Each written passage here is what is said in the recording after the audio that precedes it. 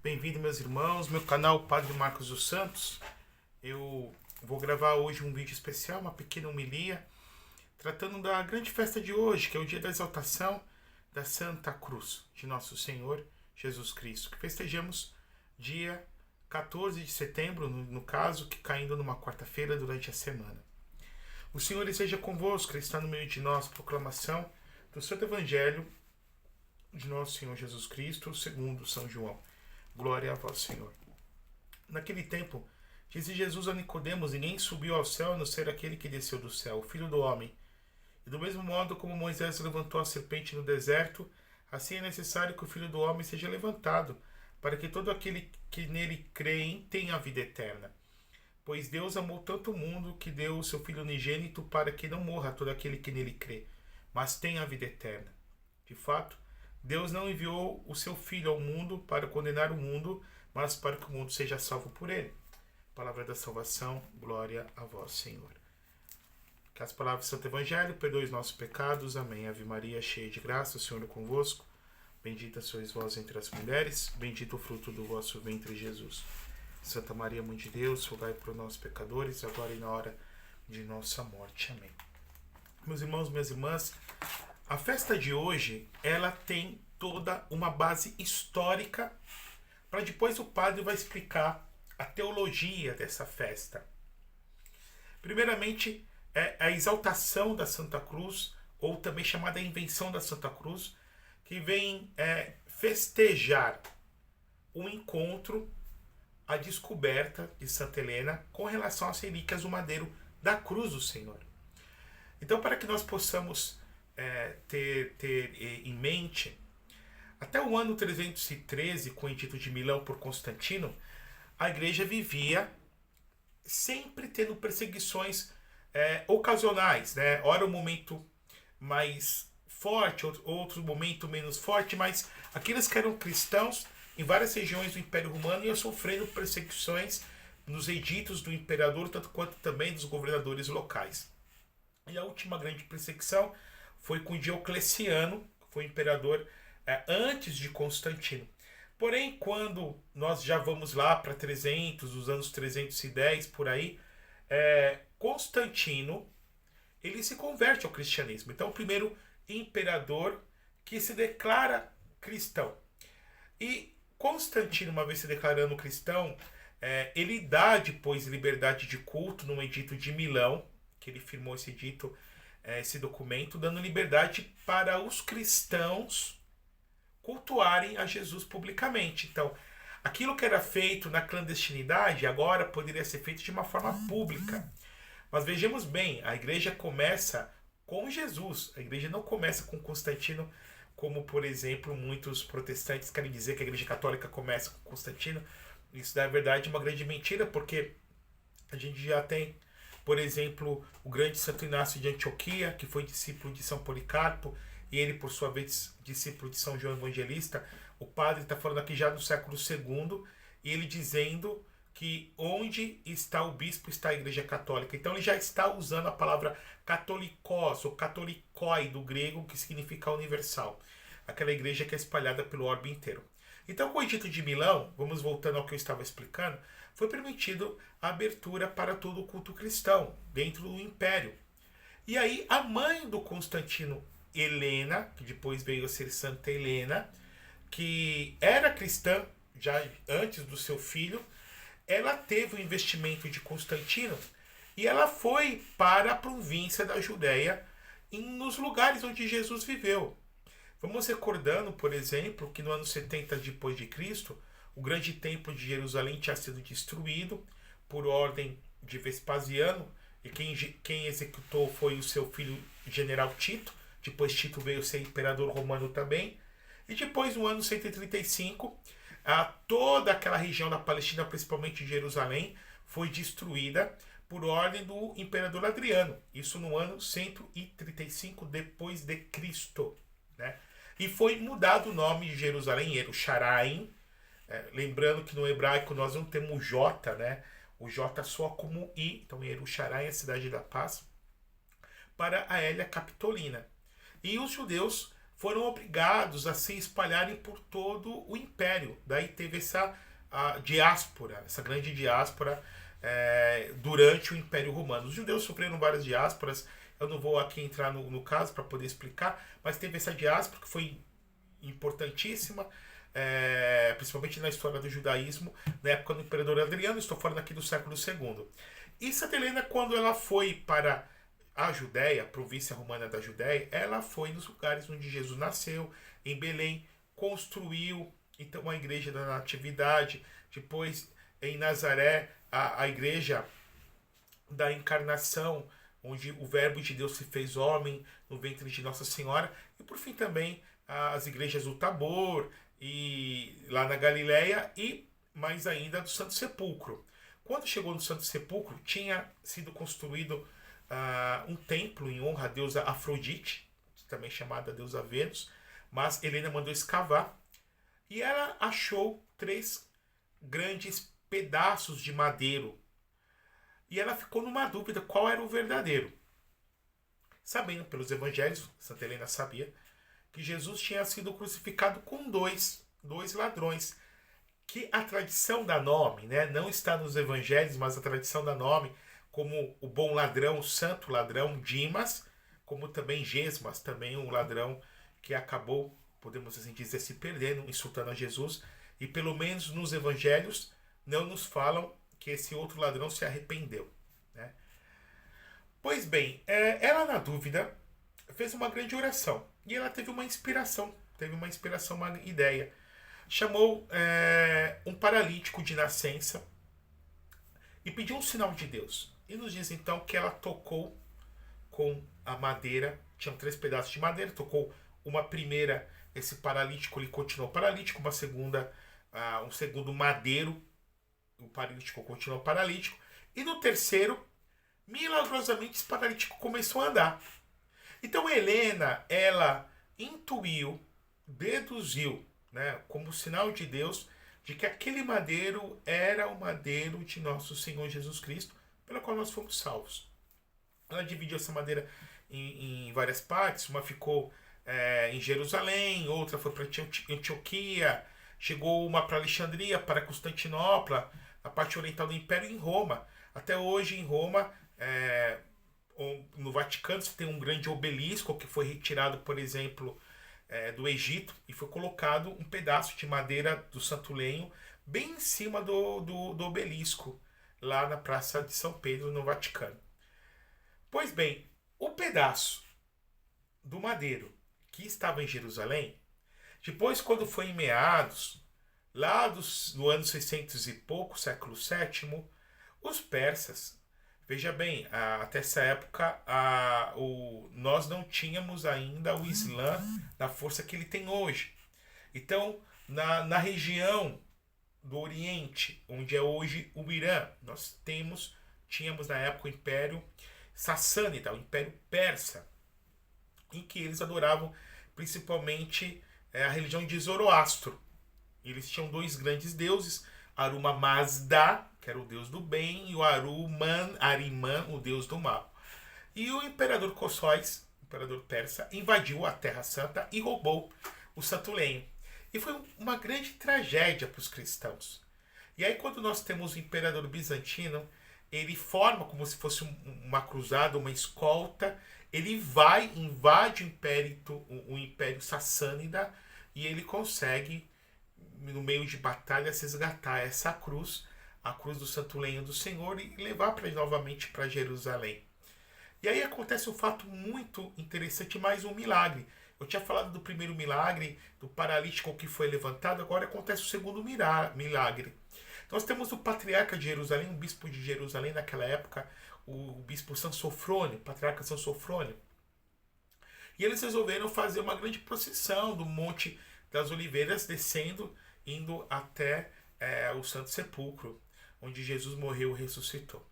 E nos diz então a tradição, a história, que o imperador foi tomar o lenho, e ele estava todo paramentado, cheio de roupas, a roupa de um basileu, a roupa do imperador bizantino, cheio de ouro, prata, pérolas, e principalmente com a púrpura. A púrpura era a cor do imperador, era a cor imperial, só o imperador, alguns nobres da corte romana poderiam utilizar.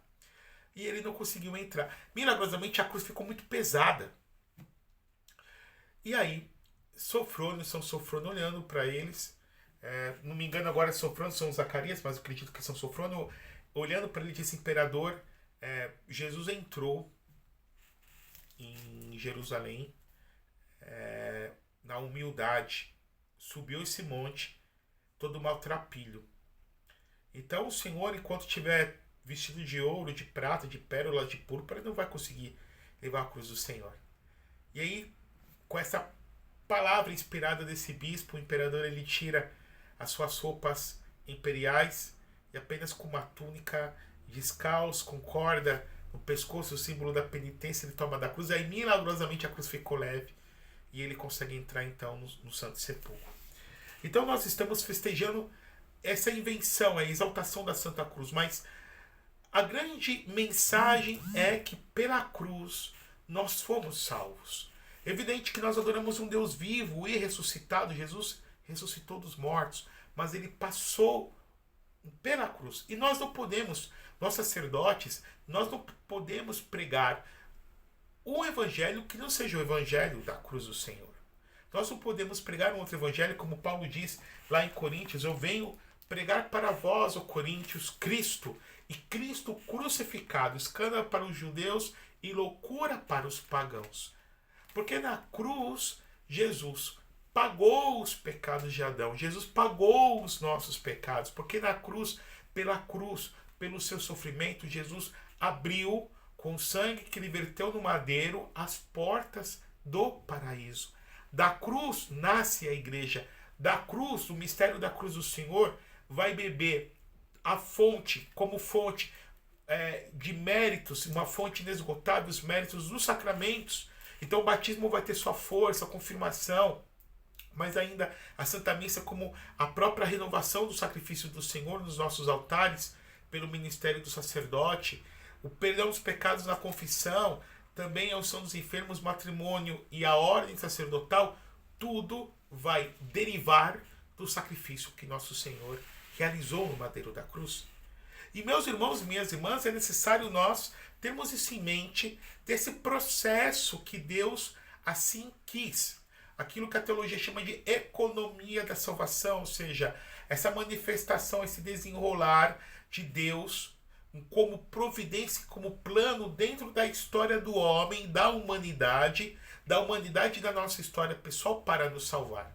E Deus aprove salvar o mundo pela cruz, pela humilhação do seu filho pregado no madeiro. Agora há pouco nós escutamos Jesus falando com Nicodemos no João capítulo 3, como que o núcleo do evangelho nesse discurso com Nicodemos, que Jesus vem falar que Deus amou o mundo de tal maneira que enviou o seu filho ao mundo para que todo aquele que nele crê, acreditar de todo o coração, tivesse a vida eterna. Essa vida eterna que não é meramente depois da morte no céu, que justamente como diz Paulo aos Coríntios, aquilo que os olhos nunca viram, os ouvidos nunca escutaram, o coração humano nunca alcançou, Deus tem preparado para aqueles que o amam. A visão de Deus, a visão beatífica. Mas essa vida eterna que já começa nesse mundo. Essa vida eterna que mais que quantitativamente, quanto números, quanto cronologia, porque não há cronologia na eternidade, ela é quantitativa, enquanto qualidade. Esse zoé, porque o Novo Testamento vem fazer essa distinção da bios, essa vida orgânica, física, que nós vivemos nessa matéria que é degradável, que é temporal, que é passageiro, mas a vida divina. Nós somos chamados a participar dessa zoé, dessa vida eterna, dessa vida intratrinitária, dessa vida divina, da vida de Deus, que já começa a nascer na nossa alma, mas que tudo aconteceu pela cruz. Aquilo que no livro do Apocalipse vem dizer que o Cordeiro, capítulo 13 assim está, ele que estava imolado desde toda a eternidade, ou seja, a cruz, a historização da cruz, o sacrifício de Cristo na cruz, ele vem ser a materialização histórica do amor de Deus, dando vida e dando a vida por nós. Aqui está a beleza, meu irmão, minha irmã, porque toda a mensagem do Novo Testamento, de Mateus, Apocalipse, o núcleo é a cruz. Nós não vamos ser salvos de outra maneira, com todo respeito às outras religiões, com todo respeito à soteriologia, ou seja, o processo de salvação do homem, que nós podemos ver, por exemplo, no hinduísmo, que nós vamos ver no budismo, que nós vamos ver, por exemplo, no espiritismo de linha kardecista, que vem dizer que o homem vai sendo salvo mediante as sucessivas reencarnações, e que o homem já pré-existia, mas à medida que ele se encarna com essa meta de evoluir moralmente, o homem ele vai se salvando mediante essas encarnações e desencarnações, entre a saída para o mundo espiritual e depois para essa vida espiritual. Ou seja, se a gente entra nesse processo reencarnatório, e esse processo reencarnatório, ou seja, essa doutrina da reencarnação não é Evangelho de Jesus, não é Novo Testamento, não está baseado naquilo que é a doutrina de nosso Salvador Jesus Cristo. Porque se a gente parte de que a salvação vai acontecer mediante as sucessivas reencarnações, mediante essa evolução dos mundos inferiores para os mundos superiores, nós vamos ser os nossos próprios salvadores. E aí Paulo vem dizer para nós que não. Jesus vem dizer para nós que não, que nós somos salvos por amor, por misericórdia, que somos salvos porque Ele na cruz já pagou a dívida que estava escrita contra mim. É o que a gente vai ter aqui em Colossenses, no capítulo 2, Paulo dizendo, no versículo 13, e a vós que estáveis mortos, né, por causa de vossas faltas, Deus vos deu vida com Ele, quando Ele nos perdoou todas as nossas faltas. Deus anulou o documento que por suas prescrições nos era contrário e os eliminou, cravando na cruz. Despojou os principados e as potestades e deu publicamente em espetáculo, arrastando ao seu cortejo triunfal. Ele na cruz rasga o documento que foi escrito pelo pecado de Adão e Eva, pelo esse senhorio de Satanás sobre a humanidade. Ele rasga na cruz pelo seu sacrifício. Ele que não tinha pecado, assumiu o meu pecado. E como nos diz então o profeta Isaías, por suas pisaduras, por suas chagas, nós fomos curados, nós fomos sarados. Aí o núcleo da mensagem, meu irmão, minha irmã, foi na cruz que tudo isso aconteceu. E aí, como nos diz justamente Paulo, que por ele reconciliar consigo todos os seres, por meio da sua cruz, estabelecendo a paz por meio dele, pelo seu sangue derramado na cruz. E Paulo vem continuar no versículo 24, no capítulo 2 de Colossenses. Alegro-me nos sofrimentos que tenho suportados por vós, e completo na minha carne o que falta às tribulações de Cristo, em favor do seu corpo, que é a igreja. Meus irmãos, minhas irmãs, a cruz é o centro de tudo, do qual toda a história da humanidade orbita, como nos diz São Bruno. E aqui é necessário a gente poder entender esse mistério de sempre termos uma cruz diante de nós, de beijarmos a cruz. Antigamente os hospitais tinham crucifixos, as pessoas doentes olhavam para a cruz, meditavam na sua vida, pediam perdão dos seus pecados, faziam um exame de consciência. O demônio arrancando a cruz querendo arrancar a cruz do Estado, dos tribunais, das escolas, a cruz que vem nos recordar os sofrimentos do Salvador, esses sofrimentos que eu devo unir aos meus sofrimentos, meus queridos meus queridos irmãos e as minhas queridas irmãs. O quanto que o diabo tem horror da cruz do Senhor, porque toda vez que ele olha para o crucifixo bento, ele recorda na sua memória angélica aquilo que há 2000 anos atrás Jesus realizou no madeiro por nossa salvação. Beije a sua cruz. A cruz que Deus te dá, Deus permite que você tenha, é caminho de santidade para você, de salvação para você. Me chama muito a atenção aquele filme Paixão de Cristo do Mel Gibson, aquele detalhe que ele foi pegar de Ana Catarina Emmerich, no livro da Paixão de Jesus, do Cordeiro de Deus, essa santa mística alemã do século XVIII. Quando os soldados do pretório jogam a cruz sobre Jesus, Jesus a abraça e a beija. Então, aqui está o caminho. Vamos beijar nossa cruz. Vamos carregar a nossa cruz com Jesus.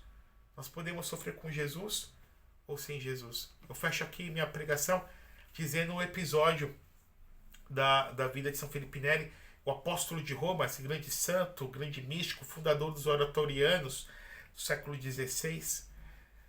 Certa vez ele foi pregar e ele viu um jovem que veio até ele, e o jovem começou a dizer para ele: puxa, padre, era padre São Felipe Neri, né? Puxa, padre, minha vida é tão boa, minha esposa é bonita, meus filhos são bonitos, eu tenho uma empresa legal, ganho muito dinheiro, sou saudável, a minha vida é maravilhosa. E aí, quando aquele homem foi falando tudo isso, São Felipe Neri, ele olhava para a cruz, ele sempre trazia uma cruz para si e começou a chorar. E aí ele olhava para a cruz e dizia assim: Senhor, por que abandonastes esse jovem? Aqui está a mentalidade daqueles que são santos. A gente sempre associa o sofrimento como um abandono de Deus. Só que a cruz do Senhor vem fazer a gente mudar a ótica, o campo, o horizonte da nossa visão. Porque a cruz do Senhor, a minha cruz, que na sua providência Ele permite, para mim também é vitória. É sinal de que Ele não me abandonou e de que eu posso e devo ir para o céu. A cruz é a ponte para eu poder passar para o paraíso. Que o Deus Todo-Poderoso vos abençoe e vos guarde, por intercessão da Virgem Maria, a Rainha das Dores. Em nome do Pai, do Filho e do Espírito Santo. Amém.